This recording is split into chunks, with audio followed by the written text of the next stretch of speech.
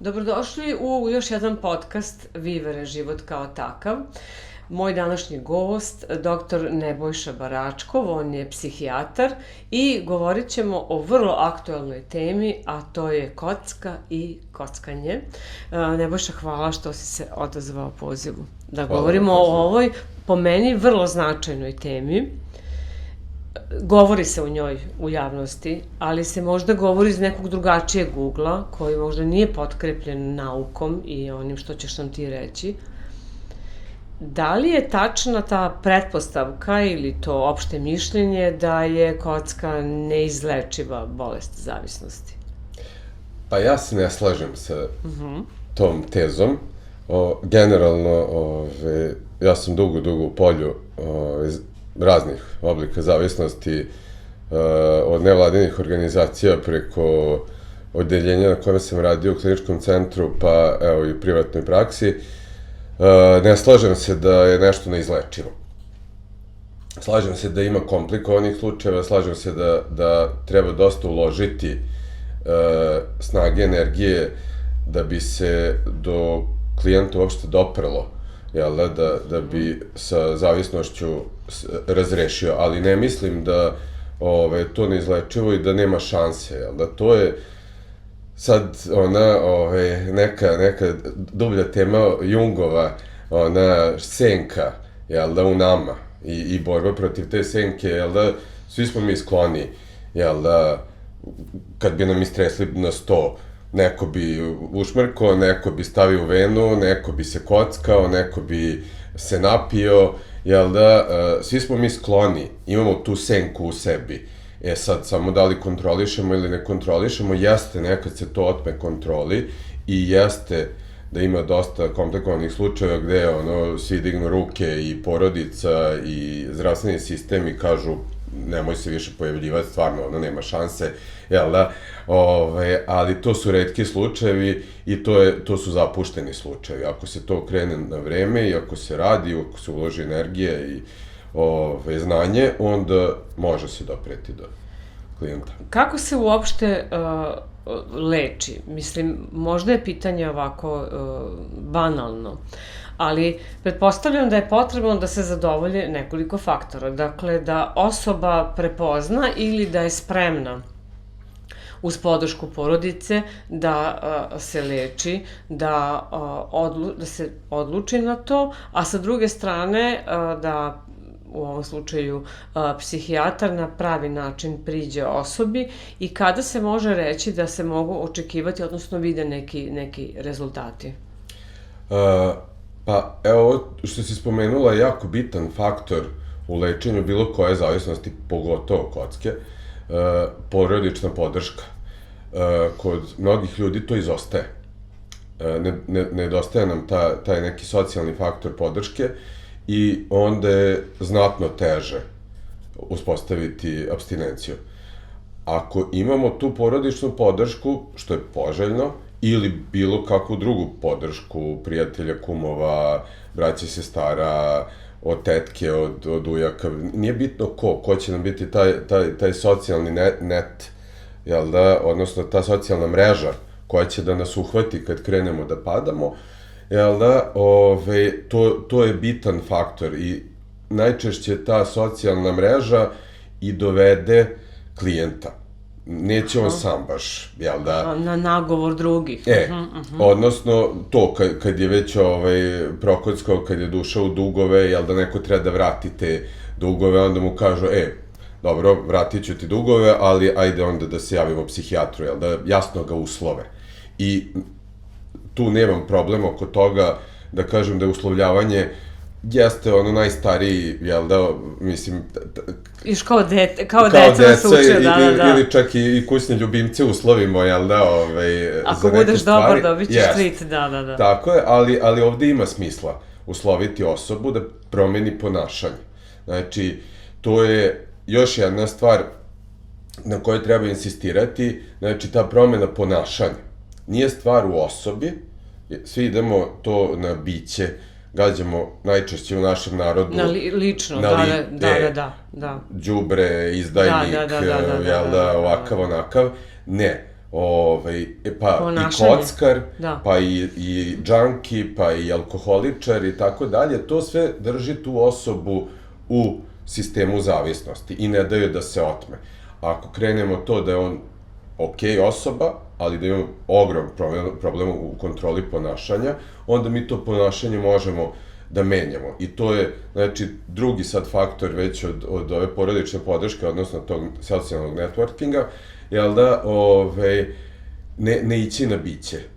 Znači, ne ići na to, kockar si, Slab si nikakav, te kvalifikacije. Tako je, nisi dovoljno jak, jel da, i tako dalje. Znači, sve te neke kvalifikacije na biće će tu osobu zatvoriti za dalji pristup i nećemo nešto posebno postići u lečenju, a to je cilj svih tih porodica koje su to iz najbolje namere, jel da bi očvrsnuli tog pojedinca, jel da bi ga nekako motivisali, jel da, ajde, to, nikakav si, sad budi jak i ne znam ni ja šta, i kockar si, ne, to je potpuno pogrešan pristup, ti si sasvim okej, ali imaš ogroman problem u ponašanju. Hajde ovako, da napravimo definiciju. Ko su kockari? Dakle, koji je to trenutak kada se za nekog može reći da ima bolest zavisnosti od kockanja? To, osoba koja ima manje kontrole, jel da? Pa ima onih 6 faktora zavisnosti, jel da, koje važe za sve zavisnosti. Znači, psihička zavisnost, fizička zavisnost, tolerancija, znači treba podizati prag, jel da, stalno luđe i luđe, da još povećati, od 100 dinara doći do 1000 evra, jel da, i tako dalje. Manjak, jel da, te kontrole, u smislu, neću više majke mi, neću do ponedeljka, pa onda ipak... U ponedeljak, da, još samo ovo. Ajde, večeras, imam vremena, što ne bih onda, jel da, trošenje sve više i više vremena na samu zavisnost i na oporavljanje od zavisnosti, traženje sredstava, uzimanje kredita, pozemljivanje od komšija, jel da, znači, njegov život se pretvara, jel da, u sam taj ciklus, jel da, začarani krug, jel da, kocka, nabavljanje novca i onda opet kocka. I laganje. I laganje, da, i još krivica, osjećaj krivice, jel da, znači, koji ga opet, gde on sam sebe krene već da usuđuje, jel da, eto to, ja sam loš nikakav i tako dalje, meni nema spasa, i onda će kako da se izleči, kako da zaboravi to, ajde da uplatim još ili ajde da zavrtimo još jedan krug na ruletu. Samo još jedno pitanje. I to treba da traje duže od 6 meseci. To sam trebala da pitam. Koji je to vremenski rok kada se može reći da neko ima problem? Da, znači samo da je duže od 6 meseci. Znači tu unutar 6 meseci se ne računa da je to eksperiment, jel da, ali ako već je prošla ta stativa 6 meseci, tu već možemo reći da ta osoba ima ozbiljan problem i da to se ukorenilo u ponašanju. Jedno laičko pitanje u moru drugih koje ću postaviti danas. Dakle, da li je kocka problem, između ostalog, što je neka vrsta strasti? Zadovoljenje neke primarne strasti, dakle, ta neka sreća koju ti osjećaš u tom trenutku. Da li sam na pravom tragu ili sam promašila totalno? Ne, jeste, to je to, ali to je manje više kod svih zavisnosti. Znači, to su ti dopaminski centri u mozgu koji su odgovorni za taj osjećaj zadovoljstva ili traženja zadovoljstva, tu sam, blizu sam, na domak sam zadovoljstva, jel da, i uglavnom sve trigeruje taj neki centar za zadovoljstvo, kao i to uzbuđenje, jel da, dok se kockica ta vrti ili dok izlaze oni rezultati ili dok se prate golovi ili tako dalje i tako dalje. Znači, to neko uzbuđenje, malo adrenalina i malo dopamina, to je taj neki ubitačni koktel, jel da, koji svako od nas ima u sebi, u svom mozgu, u svojim nadbubrežnim žlezdama i tako dalje. Znači, imamo sve potrebne hemijske elemente da uspostavimo zavisnost. Da li ćemo uspostaviti zavisnost ili nećemo uspostaviti zavisnost, to su ona 3 faktora, ona 3 kruga koja se preklapaju, jel da, znači, jedno je to individualno, koliko ja imam neke faktore rezilijence, otpornosti, naučen sam na borbu i ne znam ja šta, otporan sam na prevare. Druga stvar je to vaspitanje, kako smo odgojeni, jel da, šta je šta je out, šta je greh, šta nije, šta je vrednost, šta je vrednost socijalna, jel da, i tako dalje, znači, to su te neke stvari koje usvajamo još dok smo mali i na kraju krajeva društvo kao celina, koliko je podložno ili koliko je to opet in i koliko je out i koliko se to podržava, favorizuje, odnosno koliko se to penalizuje. Da li možemo onda da kažemo da trenutno ta prevencija ne funkcioniše najbolje? Pa ja to sad ne bih mislim rekao trenutno. Da se ima više razumevanja, ajde da tako kažemo. Da je to nekako čak možda u nekim situacijama i socijalno prihvatljivo. Da se neko tako pomalo kladi, pa ne znam, ide, troši novac na takvu vrstu zabave. Slažem se, mi smo kao društvo vrlo netolerantno društvo prema manjinama, prema seksualnim orijentacijama i tako dalje, ali smo vrlo tolerantni prema svim oblicima zavisnosti. Znači, alkohol je ko dobar dan, jel da, to sad detetu se daje malo za slavu, ajde neka lizne bar malo. Neka proba, pa. Što će mu faliti? Tako je, da. Pa da, što raniji kontakt, više statističke šanse da postane kasnije osoba sa problemom alkoholizma, jel da? Da li si ta granica starosna spustila?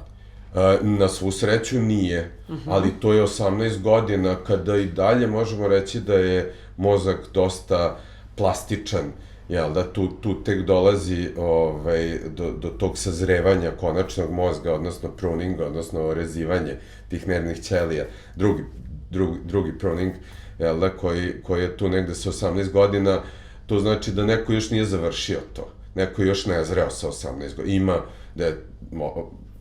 ljudi sa 18 godina, a ima dece sa 18 godina. Tako je, ima i... To važi i za nas od 50 plus, a ne za njih koji imaju 18. Tako je, ali što je mlađe podložnije svim tim nekim uticajima, uverenjima, to lako ćemo ga prevariti, poverovat ćeš i bicaru, vidi ovde, ima loptica, nema loptica, evo ti 50 evra, zaradio si, super si. To postoji, naravno da ne postoji, jel da, ali sa 18 godina ću još možda i poverovati u to, sad sa ovoliko godina neću poverovati u to.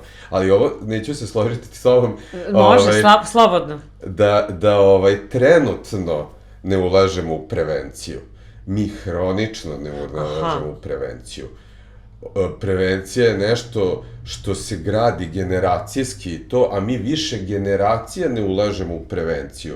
Ja sam lično učestvovao sa grupom stručnjaka davne 2005. na nekom norveškom projektu gde smo napravili kurikulume, odnosno nastavnu bazu za srednjoškolski predmet koji bi bio u svim srednjim školama u Srbiji i Kraljevina Norveška je podržala to i platila nas i mi išli po Srbiji i pokazali da to radi posao. A tiče se kockanja, tako? Ili bolesti zavisnosti? Tiče se svega, znači seksualno prenosivih bolesti, prevencija pušenja, prevencija droga, prevencija alkohola, prevencija kocke, prevencija, znači sve moguće, to sažvakano svih stručnjaka koji su u tom trenutku radili na tom polju u Srbiji, kroz jedan nastavni predmet gde bi se, to radilo sa klinicima srednjoškolskog uzrasta, gde smo mi onda tvrdili da treba krenuti bukvalno od vrtića, a ne od srednje škole, pa osnovna škola, pa tek onda srednja škola, ali aj daj šta daš, daj bar ovo, da uspostavimo srednju školu, ne može ni to. Od 2005. Znači, sad zamislite neko ko nije od 2005. oprao zube. Koliko bi zuba imao danas? To vam je odgovor na pitanje. Znači, razumem. To nije trenutni problem, to je hronični problem, u prevenciju se ne veruje, to je neka priča, to je tamo neki flajeri, daj da mi to podelimo pare, da moj kumašin štampa te flajere i to šta će biti na flajerima nije ni bitno, to sad ne moramo ni stručnjaka, pitaćemo ChatGPT, i to će biti super, i mi ćemo mahati sa tim po nekim, sajmovima, i to je naša prevencija. Znači, to su sve kumovsko-rodbinske, ne znam, nije šta, to su neke organizacije koje postoje 5 dana i dobiju, ne znam, 5 miliona dinara.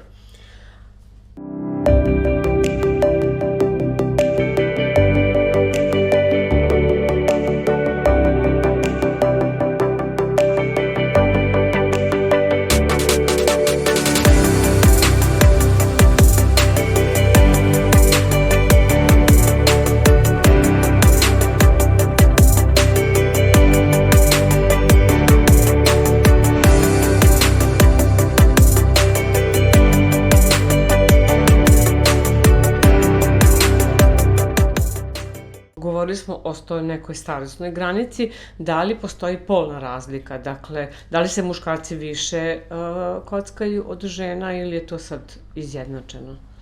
Statistički još uvek muškarci vode, zato što je to odomaćeno, ta neka kultura, jel da, još od neke osmanlijske tradicije tog muškog, to povezivanja, jel da, gledanja utakmice i tako dalje.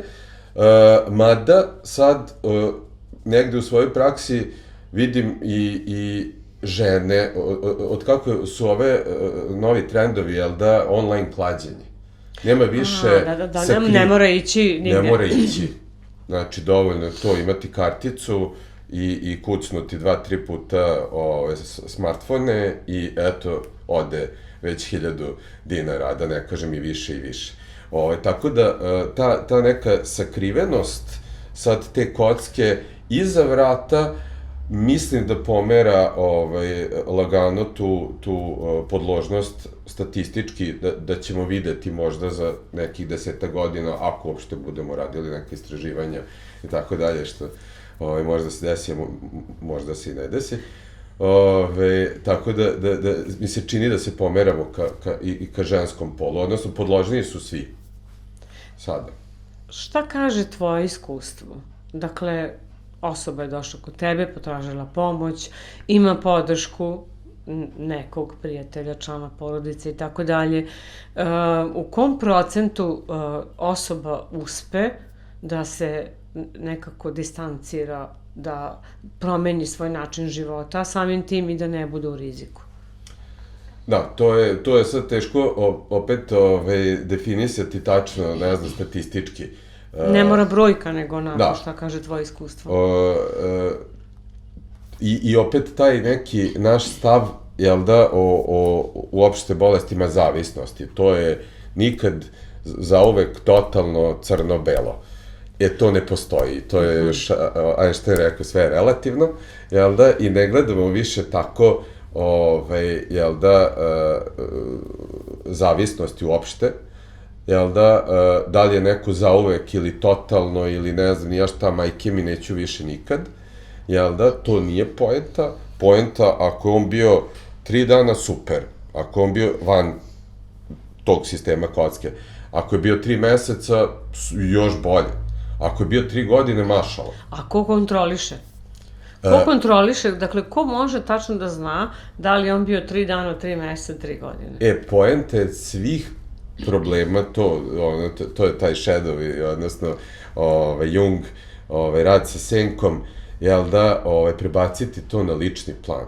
Od tog nekog sistema kontrole koji nam je primarni, porodica, društvo, prijatelji koji ga drže, u nekoj mreži da se ne otme, jel da ne sklizne nizbrdo pa da ode u provaliju, jel da, nekako ga držimo u početku kao dete dok ne prohoda.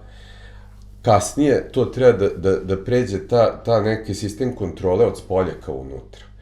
Kad pređe to na unutra, kad ja sam mogu da kontrolišem ponašanje, kad ja shvatim da to nije do Boga, do, ne znam, nekih sila koje utiču na mene i tako dalje, nego ja odlučujem, ja mogu da prekinem to, to je onda, jel da, pravo izlečenje i to je jako teško postići. Ali zato kažem, jako smo laki da osudimo tu sad, ne znam, neko je 2 godine bio van kockarnice ili ne znam ja šta, i onda je pokleknuo.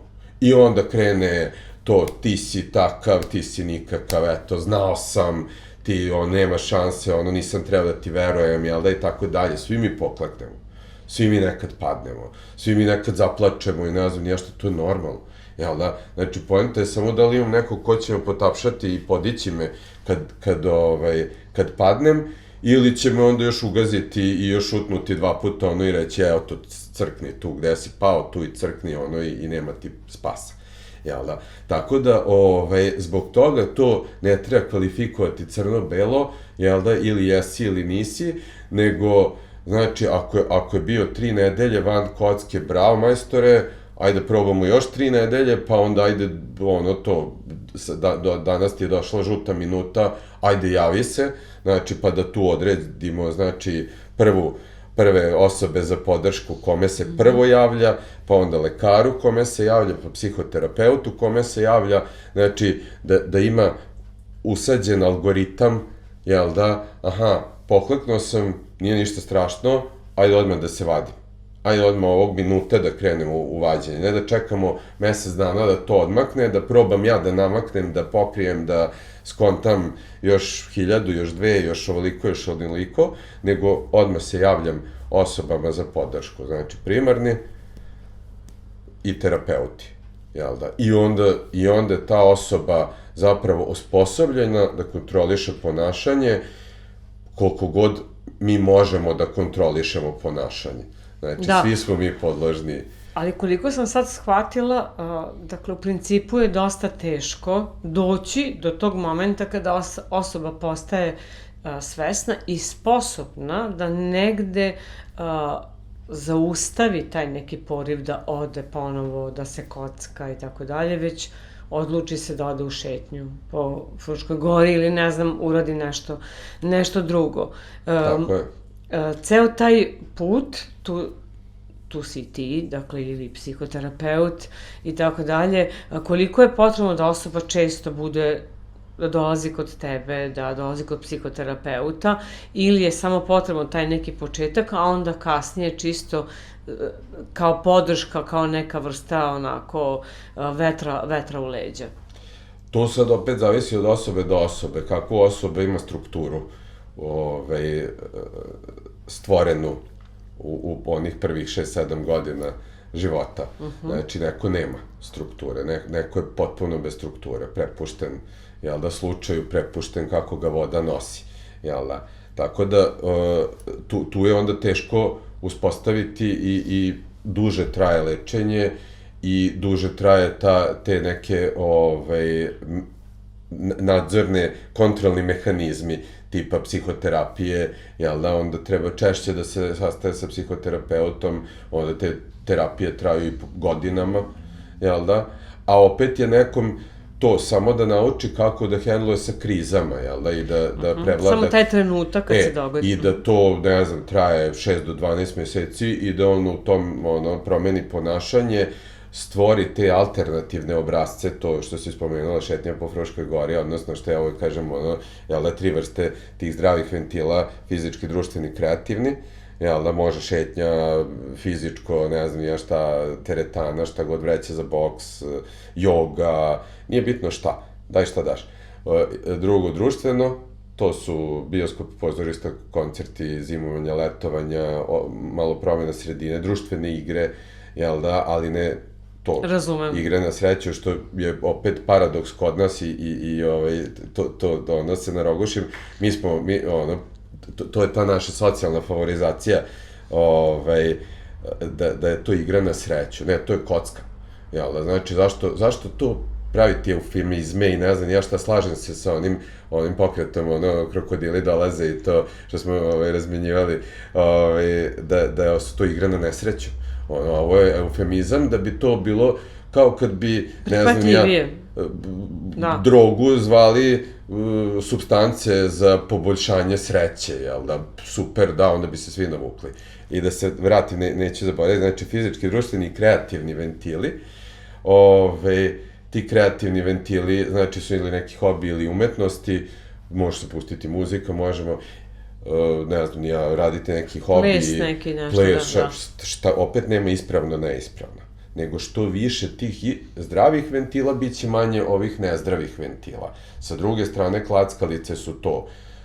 Jel da, nije nam ni poenta, jel da ostanemo na ovom drugom kraju klackalice, da zamenimo kocku sa, ne znam, drogom, ili da pojača duvan na 2 pakle na dan, ili ne znam, ja šta da krene da cuga, ili nije poenta to da mu gađamo dopamin samo sa drugom sad nekom supstancom ili drugim ponašanjem, još luđim, ne znam, ja šta krađa, ne znam, ja šta prostitucija i tako dalje, nego da probamo da prebacimo na ovaj zdraviji krak klackalice, znači to je fizičko, društveno i kreativno, jel da, ventiliranje uma od svih tih teških misli koje si meni nakupi, tebi, verujem mi, svima nama, jel da, ali da znamo na adekvatan način da razrešimo, da imamo alternativne mehanizme, jel da, kad neko nauči, onog miša kad naučiš, on nauči na jedno. I taj čovek koji je krenuo u kocku, on je naučio na taj jedan put. Nije poenta miša to lupati strujom, nije poenta miša vezivati i ostaviti ga u kavezu, to je još Aleksander, čuveni 1971. druge, napravio onaj takozvani Rat Park, odnosno park za pacove. Jel da, kad im daš alternativu, oni neće ići po nadražaj koji god, da li je struja, da li je to droga, da li je to taj dopaminski centar, ako ima više stvari. Ako ima taj jedan put, on će ići tim jednim putem, nažalost. Jel da, ako mu damo širinu i mogućnosti, onda ta osoba ne mora da ide tim putem.